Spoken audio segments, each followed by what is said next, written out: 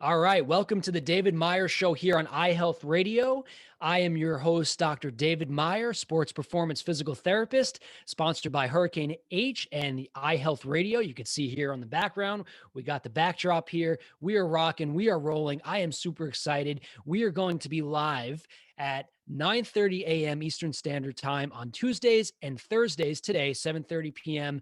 Eastern Standard Time, where I'm going to bring on a lot of different guests in the sports industry, the orthopedics industry, the wellness industry, the mental performance industry.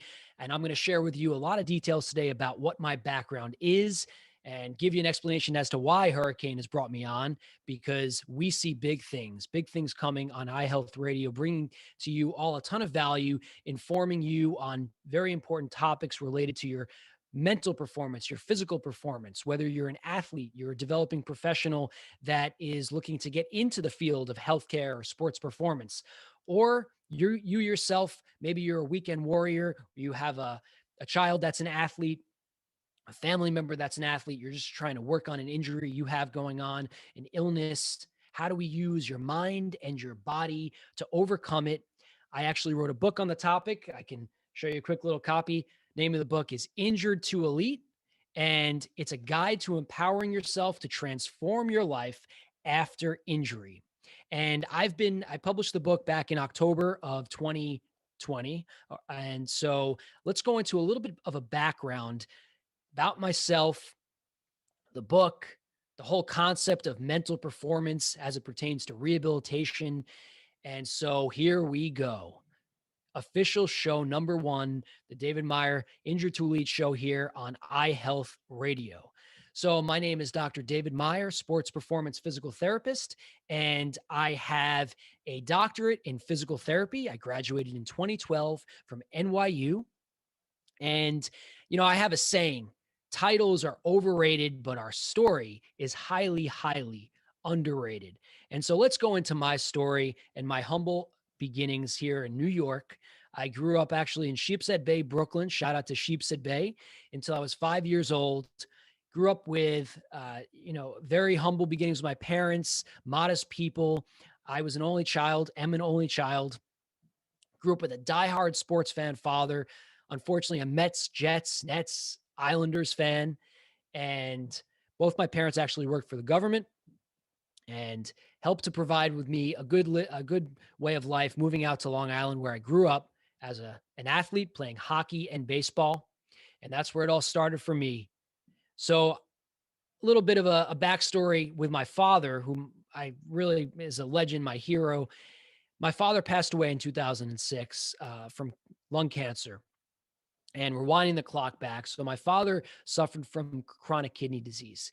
So he had his first transplant at the age of 18 from his mother, my grandmother, Pearl Meyer, after being on dialysis from kidney failure. Now, this is back in, the 50s and the 60s. Medicine was still emerging and still is, of course. And as a young athlete himself, junior varsity basketball, all these things, his illness really affected his quality of life as a youth athlete.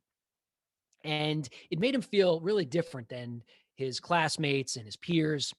And he actually wrote a college paper at Brooklyn College about the stigma associated with being ill around friends, family, and the people in your life. So it had a tremendous impact on him. And I think it actually connected him more to sports. So he was a diehard Met fan, had season tickets, was there in 1986 when the Mets won the World Series. I have that ticket that he went to Game 7.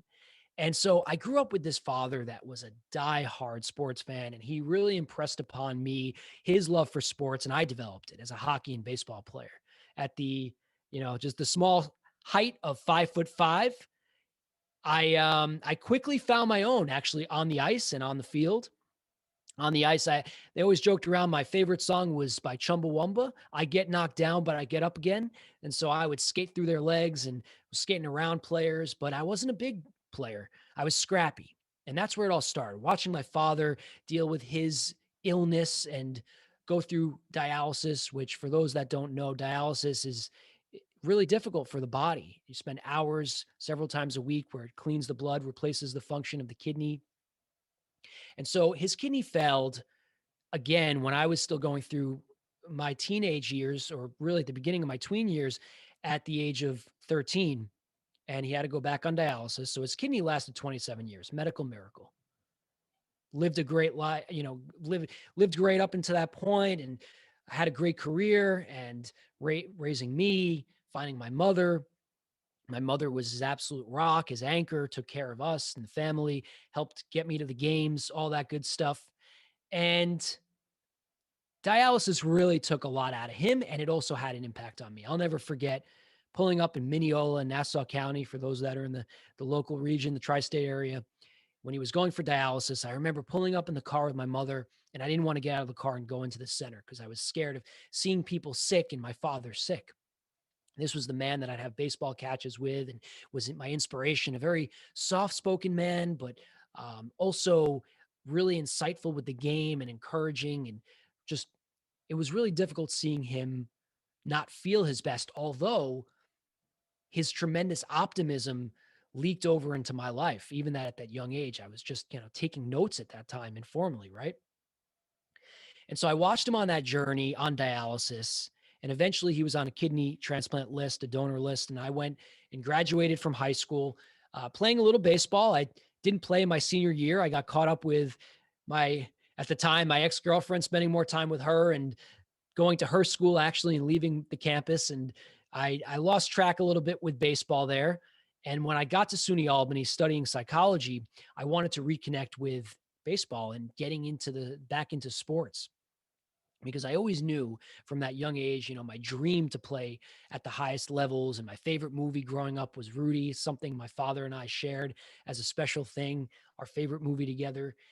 And I was playing club baseball in Albany, Division One. I would have loved to have played at their Division One level, and I tried out a few times, didn't quite make it. Had one good tryout, one good look, and I played club. So we played Boston University. We played against University of New Hampshire, Hofstra, and I started to get more involved with learning about the fields of wellness.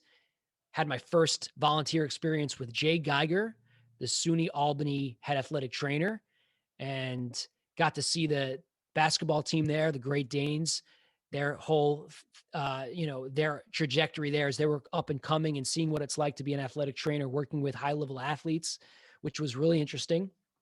Although Jay suggested if I was thinking of physical therapy, take a look at that.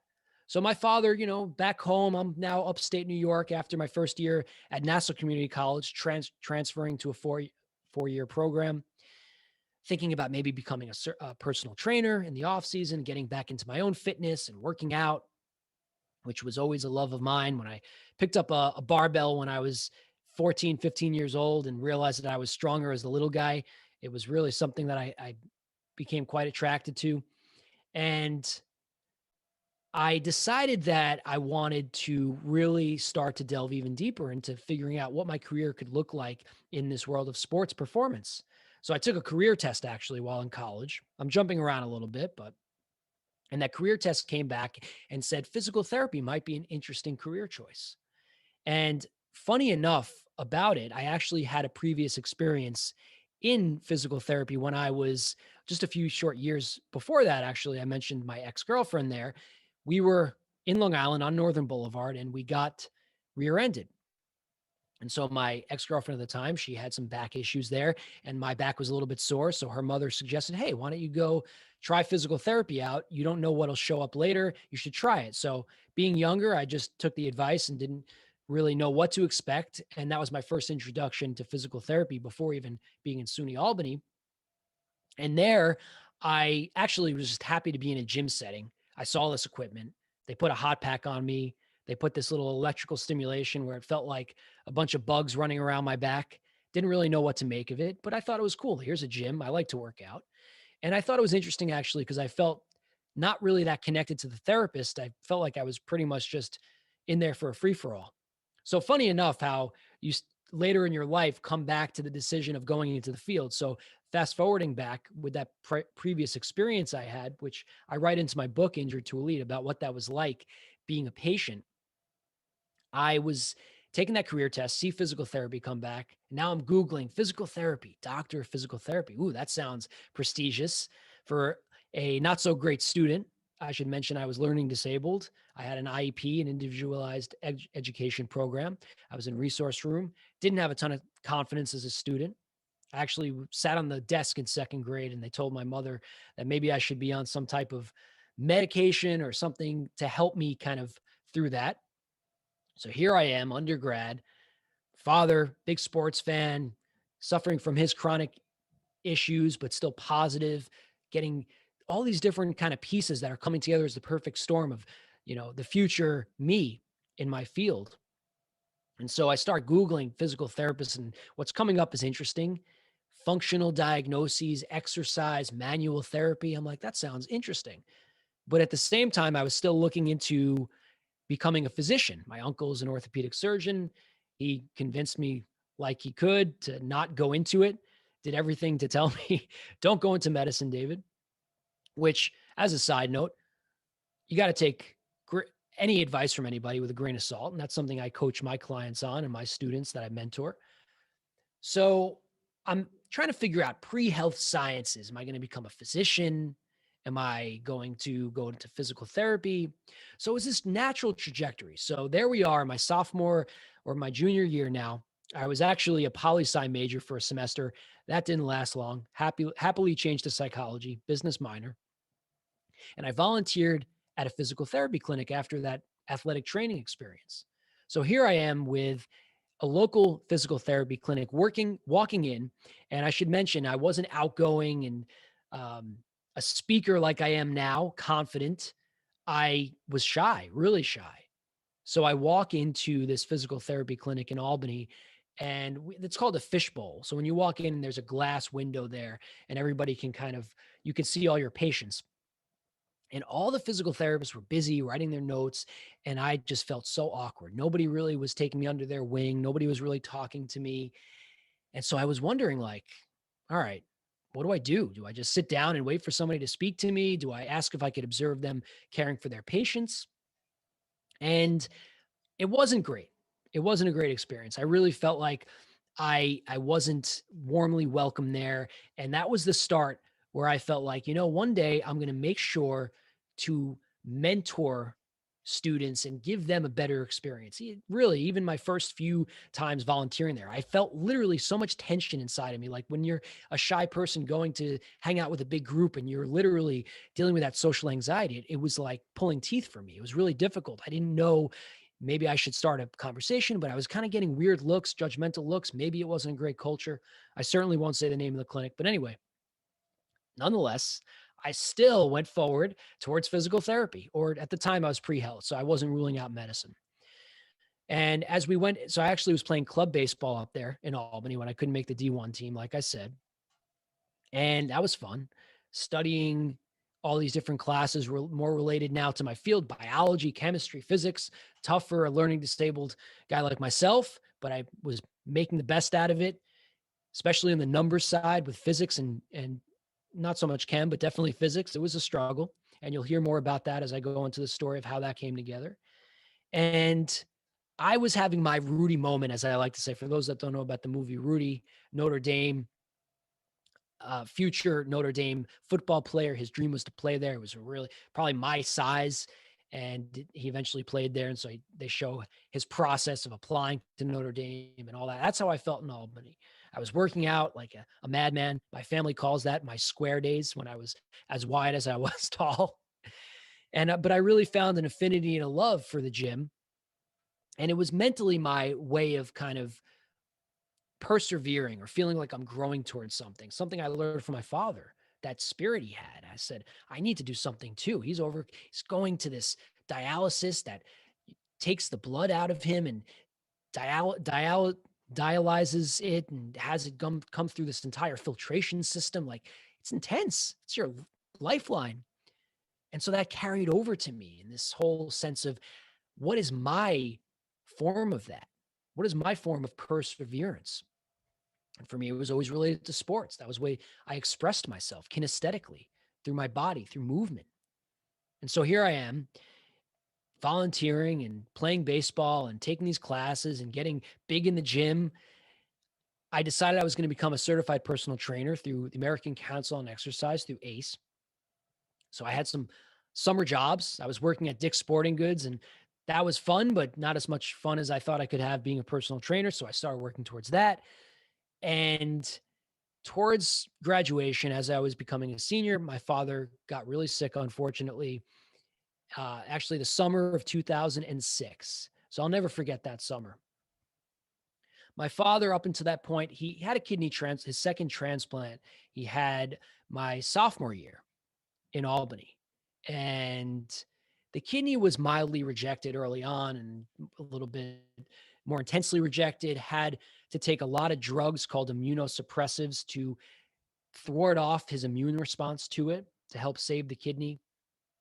And my mother and I always talk about this. It was his dream to have that transplant. He wasn't going to be stopped from having it, and he had it. He accomplished it. But unfortunately, one of the side effects of these medications and these drugs is your immune response to fighting off the normal cancer cells that we sometimes find in our body. You can't fight it off as easily and it could spread. So that summer in 2006, I was playing actually summer ball at home in Long Island, and my father came to every game, strangely, every single game. And we went to a few baseball games at Chase Stadium still, the Mets. You watch them play. Actually, see our last ticket we had together right here. And I'll show for the people that are seeing this live stream, let's put a face to it. It's cracked, so I apologize for that. But here you can see a picture, my square days, of my father and I at our last Mets game. And that's the ticket, the last ticket we had together there. And then you see a picture of me as a kid playing. And there's a picture of my mom and my father. My mother was my absolute rock for my father, or my father's absolute rock, I should say. And so he's he's watching me play all these games and everything. And I mean, you got to remember, it affects you in all different ways having chronic illness. So he had a hip replacement. He had a full rotator cuff tear. He was having a lot of trouble walking, but he still made it his duty to come to my games. And it meant a lot for me. He was my hero. I mean, my best friend. And so that summer, we also found out, unfortunately, and I kind of hesitate because we find out that he was kind of not feeling so great. And I was going into my senior year, and later that fall semester, I finally go back up to Albany, and we find out he was pretty sick. At first, we thought it was an infection because he was feeling under the weather, and eventually he gets diagnosed with lung cancer, pretty aggressive form of it, and he never smoked a day in his life. This is not to be a sob story. This is going to come to be a very positive story, I promise. And he got pretty sick pretty quickly while I was up in Albany. I'll never forget the call I got in around, I think it was around Thanksgiving, I think, in 2006. I'm sorry, a few weeks before Thanksgiving, I should say. Got the call that he wasn't doing so great. I should come home, that he has cancer, and that at some point I should come home. So my mother didn't want me to come home that night. I packed up. I was home that night, 3-hour drive. And it's crazy because just around that same time, the Mets and the Cardinals are playing in the National League Championship Series, bouncing around here. Of course, my father, big baseball fan, wouldn't miss a game up until even the end of his life. So the Mets actually lose to the St. Louis Cardinals in 2006 in the National League Championship Series. My father tells me after that, around the time he's super sick, the Mets aren't going to be the same for a while. I come home. He certainly, he was in a bad state, and I saw him struggle, and he lost his battle. He really did fight hard. I couldn't believe how hard he fought. And he passed away on Thanksgiving in 2006. As an only child, I was huddled up there, Columbia Presbyterian, with my cousins and my family, my mother. And I vowed to them, I said, I'm going to do whatever I can to make them proud, to make my father proud, to carry on his legacy, what I learned from him mentally. And I was a psychology major, so I knew that there was something out there for me. I was going to somehow get into the sports world, the baseball world, the Mets being the dream. And I somehow returned to Albany after he passed away. I finished the semester out. I graduate on time. And I had some grades. I remember I was pre-med then. I had some grades I wanted to fix up. So after I graduated, 2007 now, financial crisis among us, and it all collapses. I didn't know what to do to earn an income. I'm back home with mom, and mom and I are having tough situations about finances and about how we're going to take care of that and how I'm going to even have a car. And we figure it out though.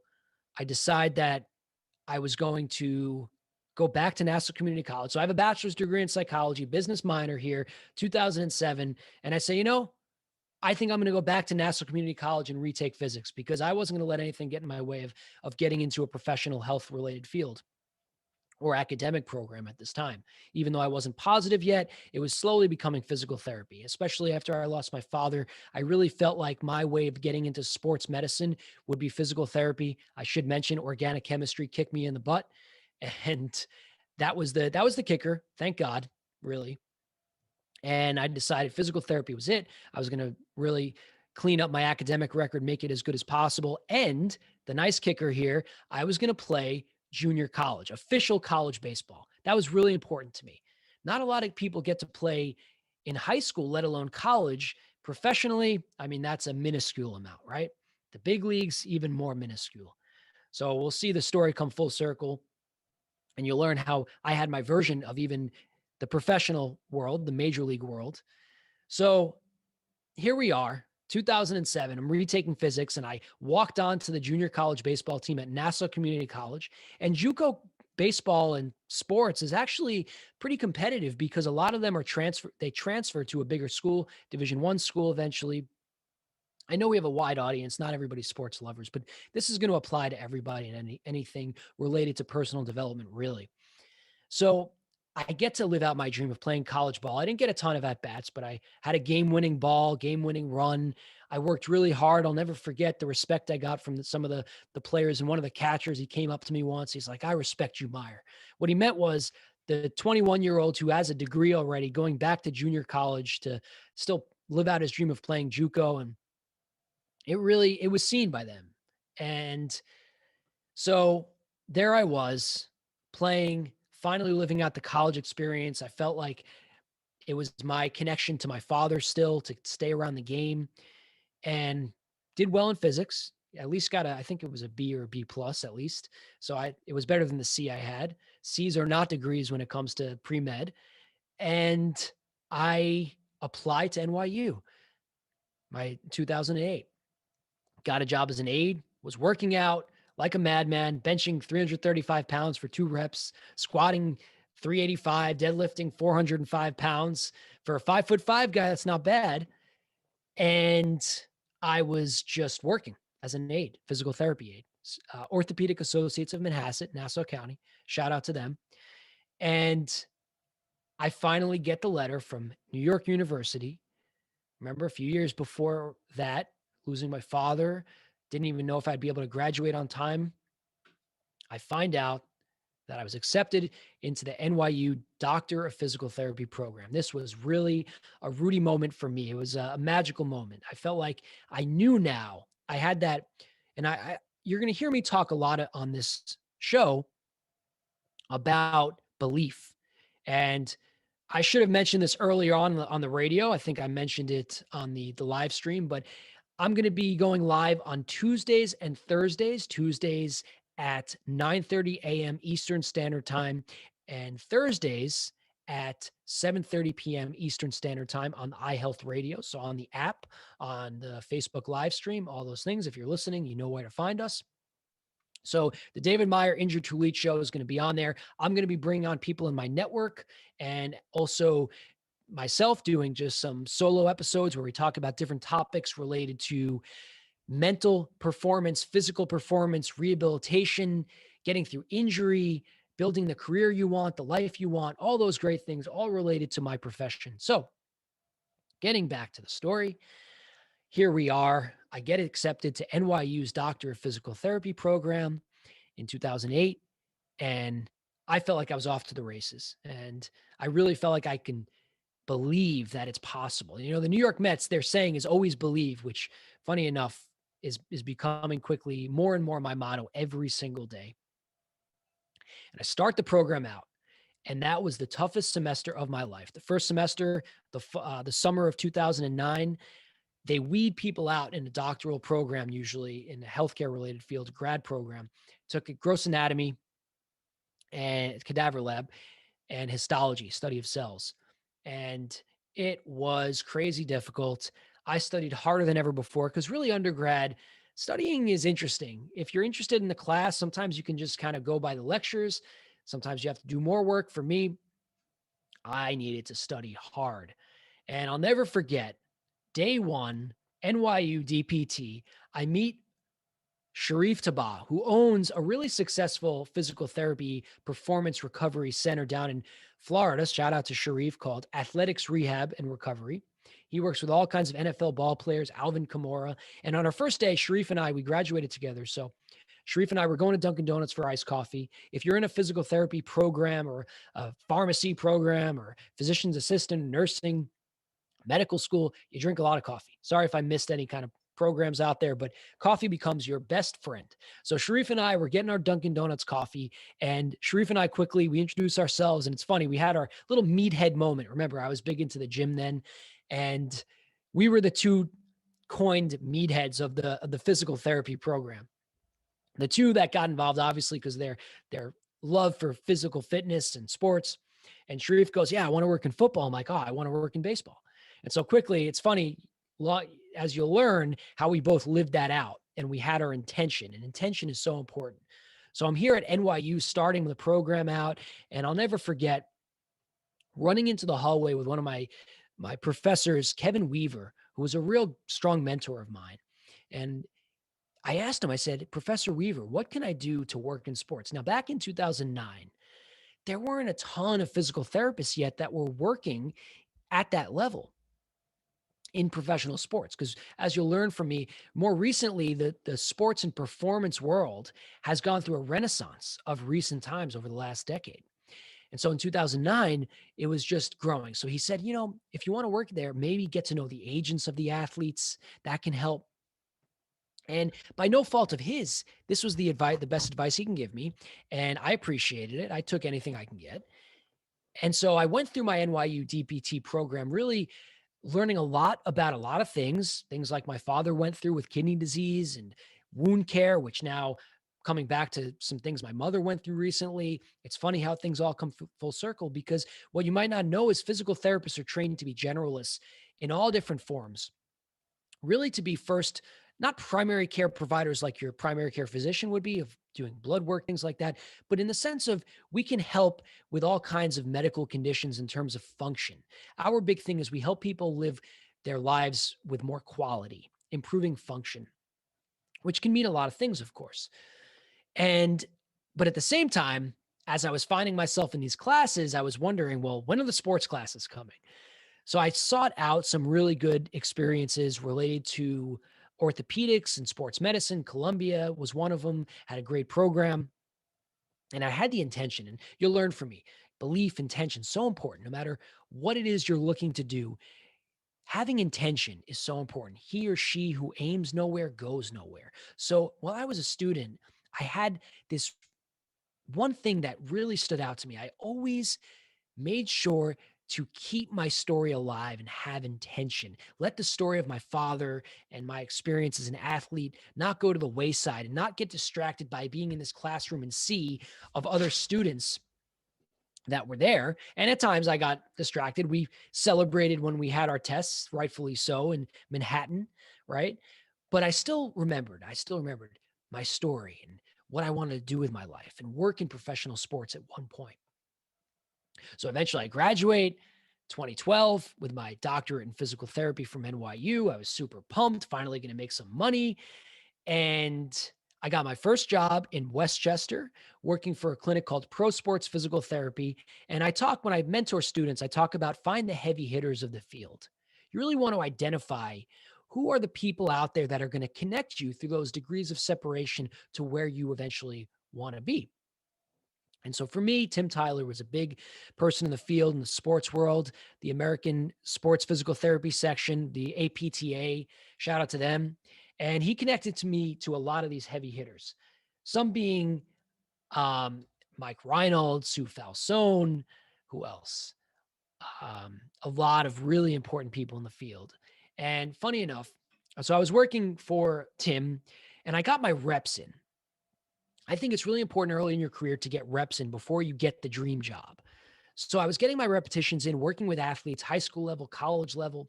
And I had my first professional athlete I worked with. It went terribly. He was a pitcher for the Reds and he tore his ligament in his elbow right here called your UCL. And he had Tommy John surgery. Tommy John was the name of the first pitcher to have the surgery to replace a ligament or reconstruct the ligament in your inner elbow. Very common for pitchers to have this damage. And the rehab didn't go great for him. The rehab went well, but then he retore his ligament. And so I knew I needed to learn more. I needed to identify where should I go to really equip myself with the knowledge, the specialized knowledge. Because remember, PT school was very general. And hopefully these things can carry over to everybody listening in your own world, in your own industry, because I don't just work with people in the sports world. I like to work with people with any kind of ambitious dream in whatever discipline that requires high mental performance. So I was at a seminar in Las Vegas in 2012 right now that I was fortunate enough to go with my boss and some of the staff there because he had a lot of connections and he would speak there, Tim Tyler. And I was introduced to Mike Reynolds. Mike Reynolds is a heavy hitter in the sports physical therapy world, worked for the Red Sox. And I was having a conversation and I asked him simply, I said, Mike, my dream is to work for the Mets, of course. I'm thinking about doing a sports residency program, which wasn't that common yet to be done. And Mike goes and says, well, Dave, if you want to work for the Mets, then you should be going to the hospital for special surgery and doing their sports residency program. Very eloquently, very simply. Why aren't you doing this, Dave? And I thought about it. I was like, yeah, Mike, you're right. Totally. And I really had a lot of respect for Mike. It's like, imagine if you met somebody you wanted to model your career after, and they're telling you, you should go do this. You're going to take that very seriously. And I did. And so I applied to the residency. They would accept one resident every year. So as a sports resident in physical therapy, you get more of the on-field component because as physical therapists and not as athletic trainers, we don't get as much sports related experience. We might get it in one internship or clinical affiliation, as we call it, but we don't get that at the masses like athletic training students get. So the sports residency allows you to be immersed on the field, the emergency management of injuries, on the field, and also the side of surgery, being in the operating room and being alongside the physicians that are performing ACL reconstructions, rotator cuff repairs, all these things that you rehab in the clinic, but you don't necessarily get to see in the operating room. And so I applied. And HSS, their tagline is where the world gets back into the game, I think. So people come from Dubai there to have surgery. It's unbelievable. And they're world renowned. They have some of the best surgeons, Dr. David Alchek, Dr. Brian Kelly, one of the best hip surgeons out there. Anyway, if you're in the tri-state area, you've probably heard of HSS. So I apply, and guess what? I hear back. I get an interview. And on the interview, now I didn't tell my boss, which is kind of an interesting topic, who actually I knew a lot of people, but I still didn't tell him. I didn't know how he was intimidating. Tim is an intimidating guy. He'll hear us on iHealth Radio one of these days, and he's a wealth of knowledge, done a lot of great research. But I was a little intimidated, and so I go on the interview. HSS, I call them the HSS firing squad on the interview. All these senior therapists and clinicians that have all these big accolades in their career, and so I get asked a bunch of questions, one being, what do you want to do? What's your career trajectory? And I was straight and honest with them. I said, my goal, my dream, or I call my big thing, Jay Papasan wrote a book with another author called Your Big Thing. I take that to heart. For me, it was, I want to be in the dugout next year. And for the non-baseball people out there, that means I want to be on the sidelines. I want to be in the game. I want to be in baseball. And they gave me a look. They're like looking at me for live stream people watching. They're kind of looking at me like, okay. And they're vetting me. They're only choosing one resident a year to come learn from them. And I felt like I was so deflated. I'm like, I screwed it up. I'm not getting this. They don't want somebody so targeted and specialized. Maybe they want somebody that wants to work for them. Funny enough, I get the response from one of the clinicians saying, well, maybe that'll happen in 5 years, not in 1 year.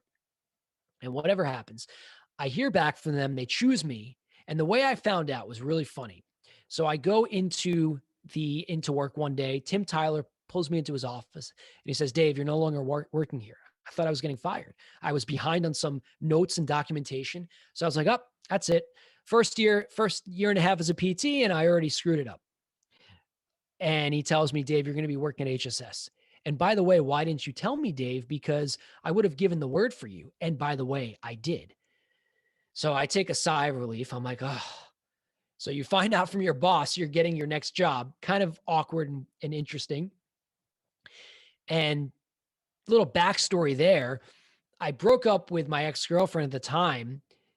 I was living with her in Manhattan, and I moved back home to where I grew up. I was living in my mother's basement, and I was creating an app actually called Video Hab that year. That was like, and Tim invested in me. So I was really nervous because Tim gave me money to invest in this app. And now I'm going to leave him to go to this residency. And the app was called Video Hab. Check out videohab.com, videohab.com. Funny enough, I keep saying that, but it is. I had this idea. You're going to take your phone, you're going to video an exercise for your patient. You're going to put it on this online platform, really crazy stuff in 2012, right? The iPhone was only 6 years old or so. And your patients, instead of getting a printout of your home exercises, you could have it uploaded of you actually doing it. And you could track if they're doing it, all this stuff. So now 2020, COVID, everyone is creating these apps. But I created the app. I got the money for it, but I was really intimidated. I'm like, he helped me with this, all these different things. But it worked out. And I started the residency with my intention, as you all know, working in professional baseball.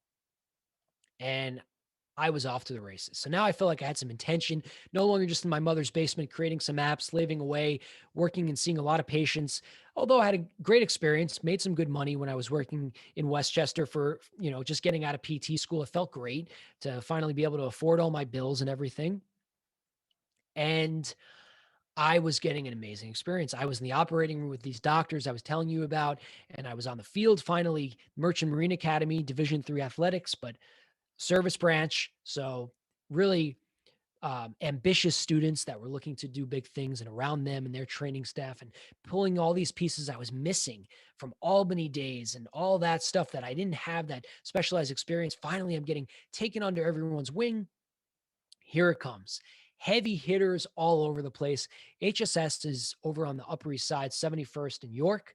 And I loved it. Amazing experience. Any clinicians out there or PT students or any students out there that are looking for specialized experience, go for it. Give up a salary for it. Give up your time for it. It is worth it.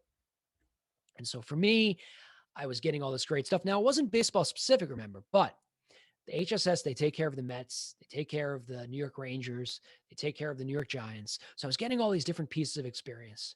And one of the clinicians out there, so John Kavanaugh, my director of the program, shout out to John. He accepted me in there. So grateful. And one of the therapists, Mickey Levinson, who unfortunately passed away about a month ago, was the New York Mets consultant for rehabilitation. So he would drive over there from HSS to Citi Field, and he would help with the athletes rehab, the Mets rehab. And I was fortunate enough to be mentored by Mickey. And every day, almost every day, we would try and find out what kind of experience I can get me to go to the Mets with him for a day at least. And no resident yet was taken to Citi Field to learn and observe and shadow him and see what he would do with the players. So we kept on putting it out there, intention, right? Simply asking. And actually, John went to bat for me. He said, Mickey, Dave would love to be there. He's really ambitious. What can we do to get him there? And Mickey had a lot of people breathing down his back in terms of the Mets staff because he had to answer to their front office and make sure that he wasn't stepping on any toes because that's obviously a very prestigious role he had.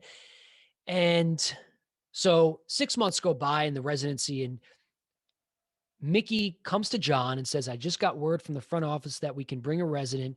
Dave is going to be able to go to Citi Field. So we talk about Rudy moments, as I was saying earlier, the movie Rudy. This was like the ultimate one. John says, Dave, I got news. You're going to go to Citi Field. So this was an unbelievable experience for me. We're leaving one day in the clinic. Mickey packs up.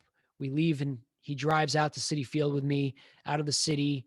And I'm like, I have goosebumps. I'm like, this is unbelievable. So anybody that knows New York Mets, one of their trainers for a long time was Ray Ramirez. And Ray's claim to fame was actually he would wear the baseball pants, and not a lot of trainers would actually wear the uniform. So Ray comes out there, he brings me in, and he's bringing me into the training room. So now I'm walking in there with Mickey and Ray Ramirez, and I'm running into people like David Wright, and David Wright is brushing up against me. And, I was a little starstruck. I'll be honest, right? That was my first professional athlete that I was getting really I rehabbed a few, but this was big time, right? David Wright was a famous Met. And I'll never forget, he said to me, Dave, make sure Mickey shows you how to plug in the stim machine. Because the joke is, I guess Mickey he was busy with players and he forgot to plug in the stim machine for David Wright. And it was really endearing because David really respected Mickey. And it goes to show the effort Mickey put forth of making sure that they had good rehab. And so here I am on the field, Citi Field at the time. And I'm behind the turtle for batting practice. It's, I guess, shaped like a turtle. So that's like a cage to catch the balls behind them while they're taking batting practice before a game. So I'm standing there and a nice summer day, and, you hear the crack of the bat, and here we have David Wright and Terry Collins, their manager. I'm like, am I really standing next to these people? And then back in the training room and being around all that. So I finally got to see, I was so close. I knew that it could happen. So going back to the residency, as I was finishing up the last 6 months of it, I knew that I was so close. I had to put everything I could on the block and really put myself out there. And one of my mentors, who such a special therapist, and I went up to Pete Drayevich one day, world-renowned therapist, used to work with Greg Norman, one of the top golfers, PGA Tour golfers, and all these greats. And I asked Pete, I said, Pete, what can I do to work in baseball? And he gave me like a look, pretty much like, he was thinking about it. He didn't want to give me a quick answer, just like that professor I had in PT school. And he says, all right, Dave, I'm going to keep my eyes and ears open for you. So one day he comes up to me and says, hey, the St. Louis Cardinals have a job opening. You should apply. And at the time, I'm like, oh, Pete's going to connect me, get me the job, no questions asked.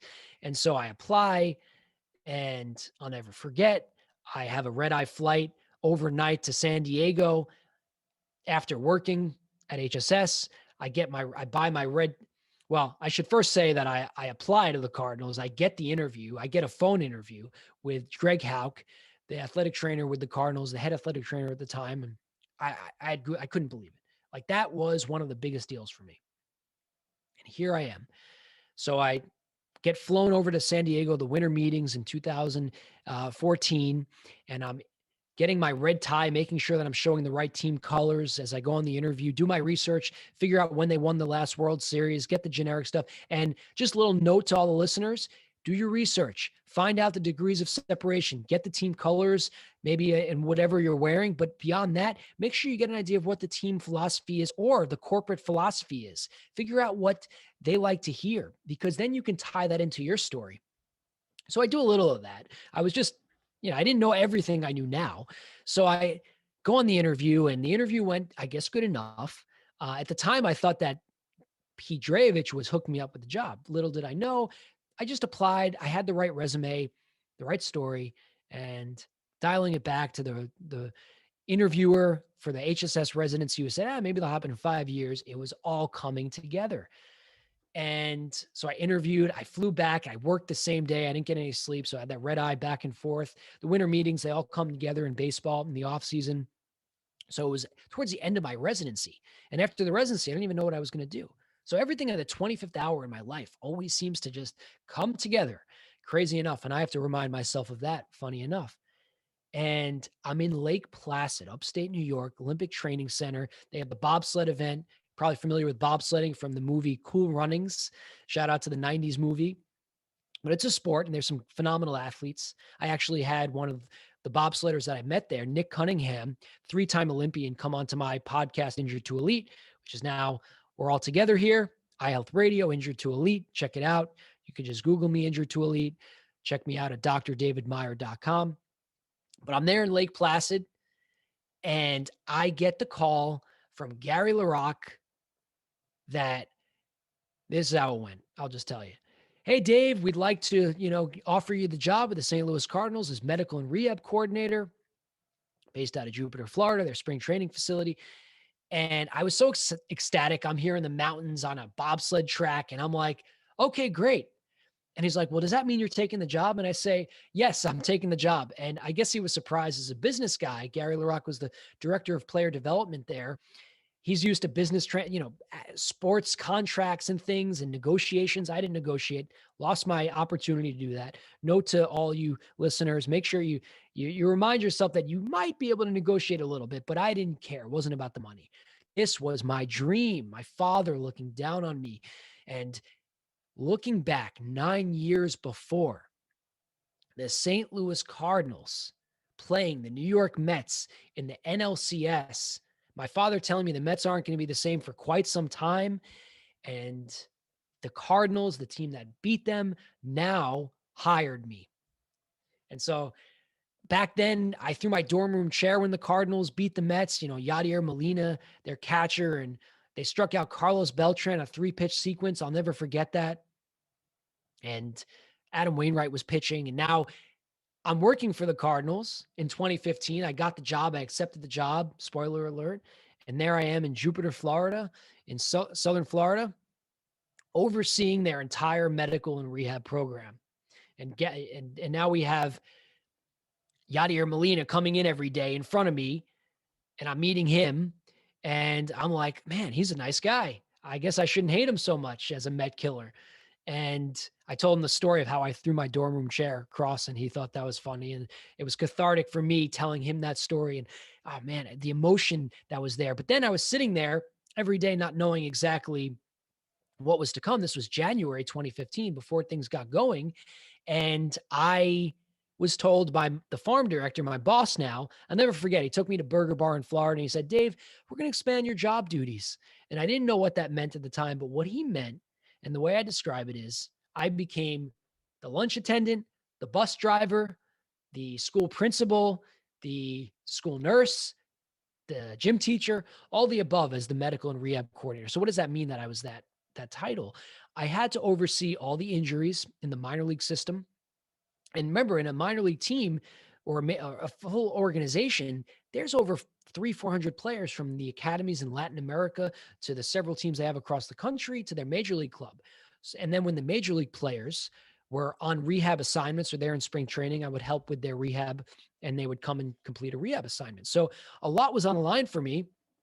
And I was pretty new to all this. I didn't really, again, physical therapists don't get a ton of this training in PT school. And then even in my sports residency, I got a taste of it, but here I am doing it. So let's talk about the good side though. I'm here having a catch with professional athletes and getting to live out my dream. Remember, I barely got to play college baseball, and now I'm having a catch with players that throw 98 miles an hour plus 100 miles. Actually, Jordan Hicks was one of the players I worked with who throws 105 miles an hour. One of my first years with the Cardinals, I was rehabbing him.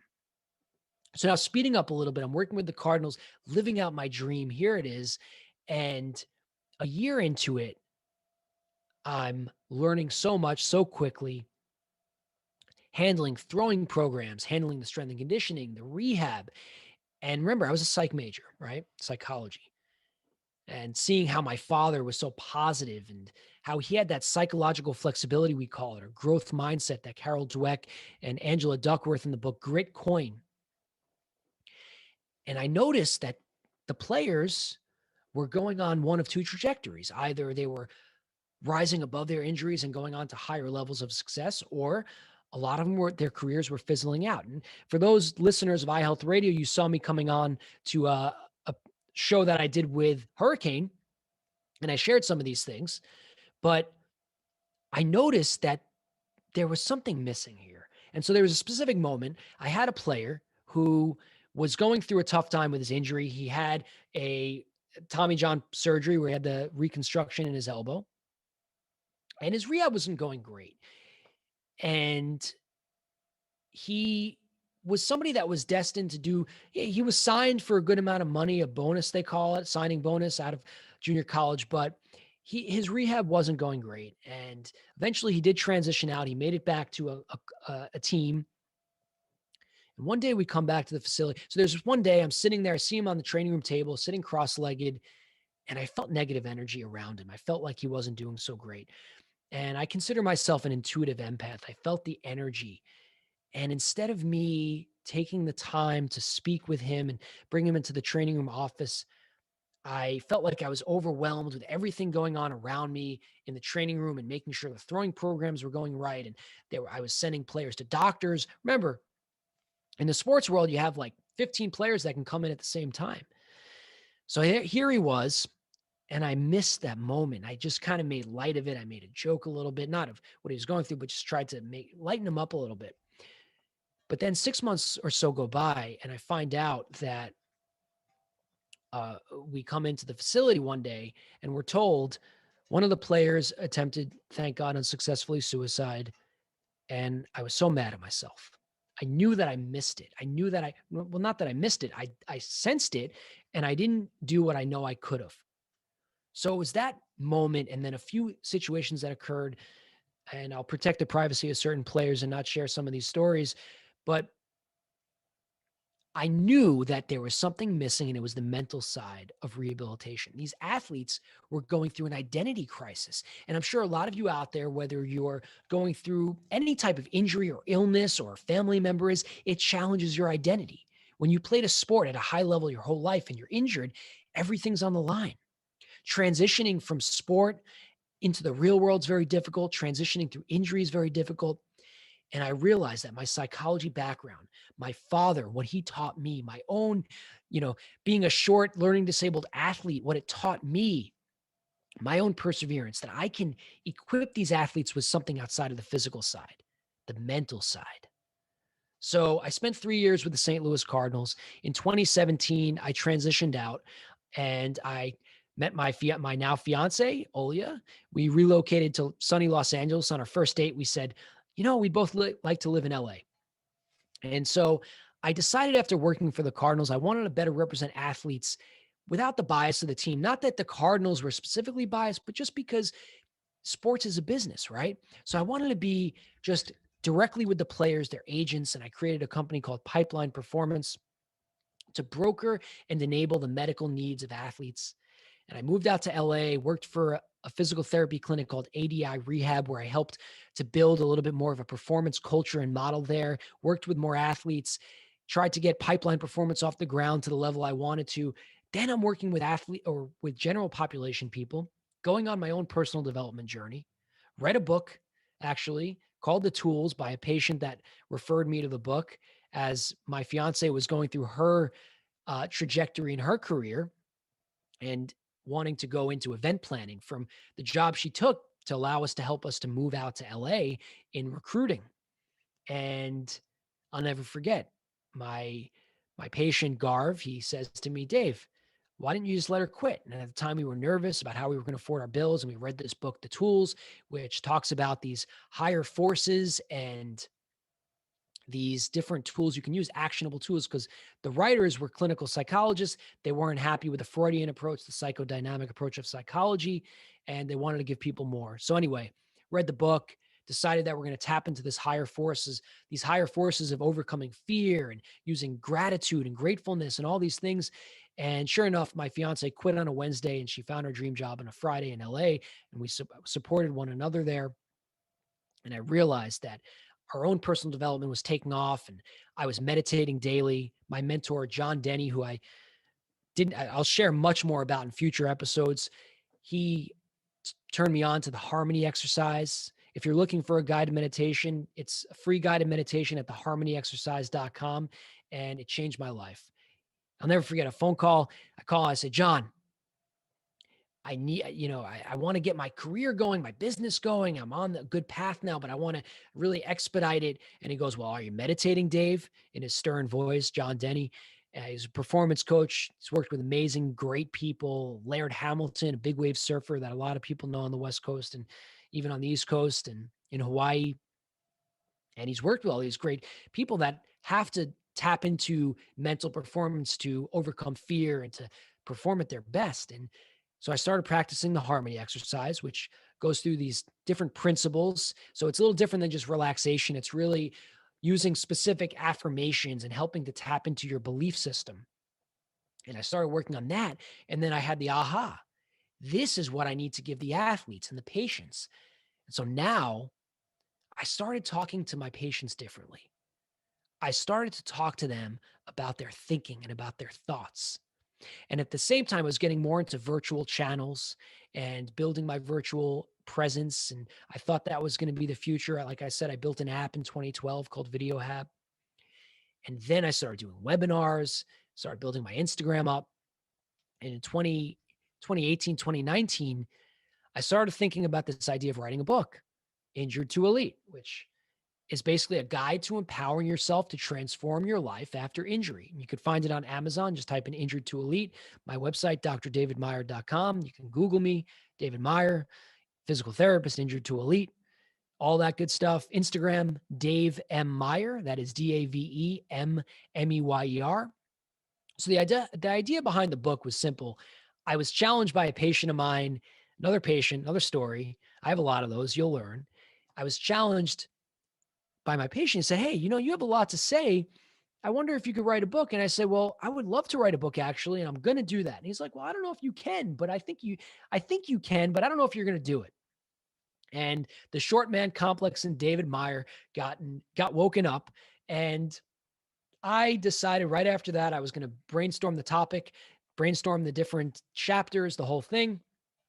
Sure enough, as I started doing that, my fiance and I, we decided LA wasn't for us. We were going to relocate to New York right before COVID in January 2020. I start writing the book in the fall, winter of 2019.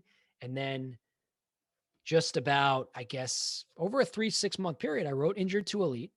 And it's basically broken down into 3 sections. The first section of Injured to Elite is all about the mind. The second section is all about the body. And then the third section is higher purpose. How do you utilize an injury, time of injury or illness, or it doesn't have to be a physical injury. It could be a mental injury. It could be emotional. It could be a relationship issue. It could be something to do with just your lack of performance in your field.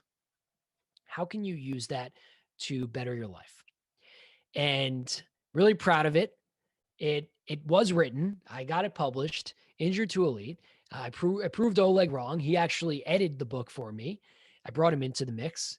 And as I relocated back to New York before COVID, I decided I was going to go fully into this whole mental model of rehabilitation and empower everybody out there that are going on their journey. And then furthermore, coaching and empowering students and developing professionals to live the life they want. Because I found this.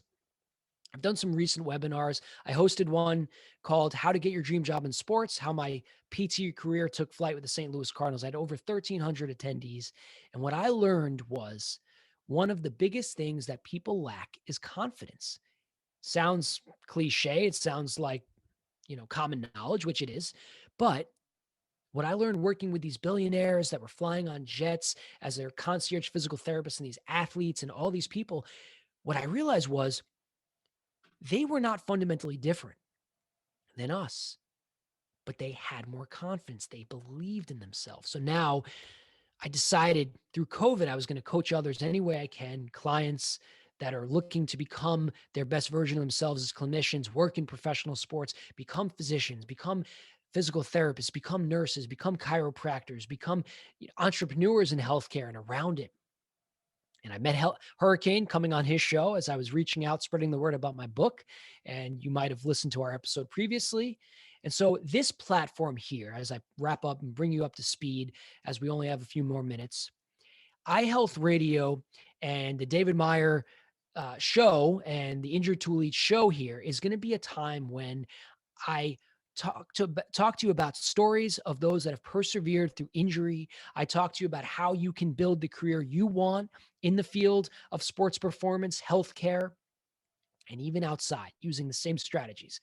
Because let's face it, the recipe is the same for different disciplines. There's just some different idiosyncrasies, right?